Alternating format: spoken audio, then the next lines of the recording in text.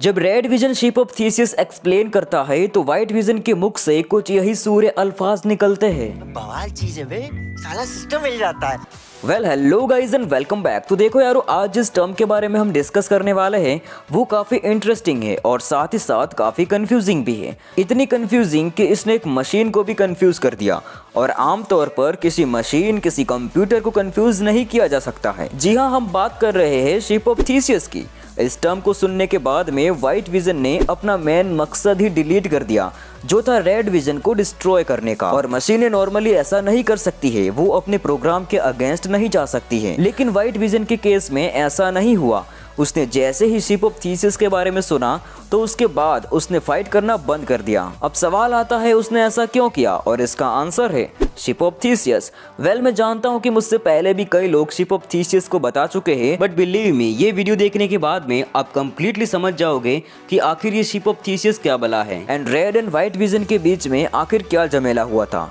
तो फिर आओ ना यार, without wasting any more time, let's get started baby.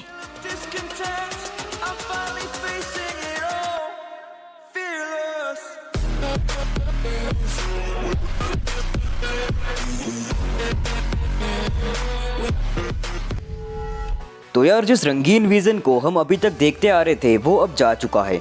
More specifically कहूँ तो वो अब डिस्ट्रॉय हो चुका है। जब वांडा ने हेक्स को डिस्ट्रॉय किया तो उसी के साथ में हमारा रंगीन विजन भी डिस्ट्रॉय हो गया। दूसरी तरफ जो व्हाइट विजन है वो अभी सही सलामत है, एमसीयू में एग्जिस्ट करता है, लेकिन अपनी खुद की आइडेंटिटी को लेकर बहुत ही ज्यादा कंफ्यूज है। अब हम सब जानते हैं कि कंप्यूटर्स कभी कंफ्यूज नहीं हो सकते, और एग्जैक्टली ऐसा ही था जब व्हाइट विजन पहली बार हेक्स के अंदर आता है तो वो वांडा को पकड़कर ऊंची कर देता है। क्या मतलब है पकड़कर ऊंची कर देता है? अबे तू अंदर कैसे आ गया बे?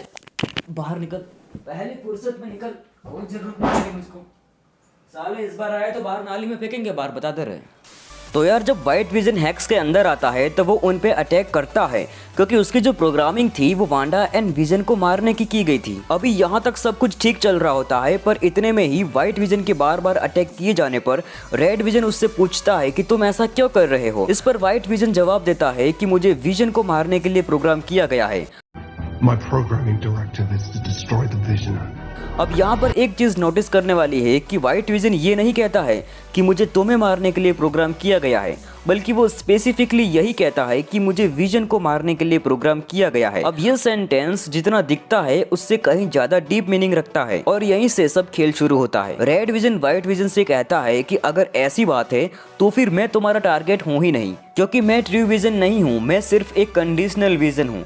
मतलब जब तक हैक्स रहेगा तब तक मेरा एक्सिस्टेंस रहेगा, जैसे ही हैक्स खत्म मैं भी खत्म। अब ये बात व्हाइट विजन को थोड़ा सा कंफ्यूज करती है, और इतने में ही रेड विजन उसे शिप ऑफ थीसिस थ्योरी बताने लगता है। शिप ऑफ थीसिस, वेल ये एक तरह का पैराडॉक्स है किसी चीज की ट्रू आइडेंटिटी को लेकर। प्लूटार्च नाम का एक ग्रीक फिलोसोफर था और उसी ने ये टर्म दिया है। प्लूटार्च ने अपनी थ्योरी एक शिप यानी कि एक जहाज का एग्जाम्पल देकर समझाई थी, लेकिन हम यहाँ पर विजन का एग्जाम्पल लेंगे इसे बेटर समझने के लिए। सो ये हमारा रेड विजन है। अब जैसे जैसे टाइम गुजरेगा, मान लीजिए विजन के कुछ ऑर्गन्स काम करना बंद कर देते हैं और उन्हें रिप्लेस किया जाता है। जैसे 2 साल बाद में उसके हाथ काम करना बंद कर देते हैं तो उन्हें नए हाथ से रिप्लेस किया जाएगा। 4 साल बाद उसके पैर को रिप्लेस किया जाएगा, 6 साल बाद उसके हेड को रिप्लेस किया जाएगा, और एक टाइम ऐसा आएगा जहां पर विजन के सारे पार्ट्स को रिप्लेस किया जा चुका होगा नए पार्ट्स से। अब अगर सालों बाद में कोई बंदा आता है जैसे कि हमारा टायलर हेवर्ड, और वो उन पुराने पार्ट्स को ही वापस जोड़ के एक नया विजन बनाता है, और अब अगर आपसे ये सवाल किया जाता है कि बताओ असली विजन कौन सा है,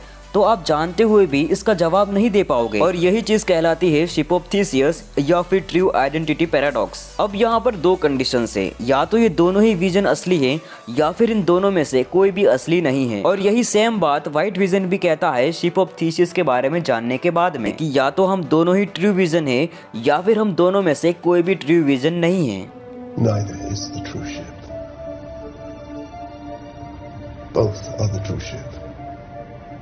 अब रेड विजन की शिप ऑफ थीसिस वाली सारी बकचोदी सुनने के बाद में व्हाइट विजन खुद को विजन समझता है और वो रेड विजन को नहीं मारता है और वो वहां से चला जाता है। तो क्या अब उसकी प्रोग्रामिंग के अकॉर्डिंग वो खुद को ही डिस्ट्रॉय कर देगा?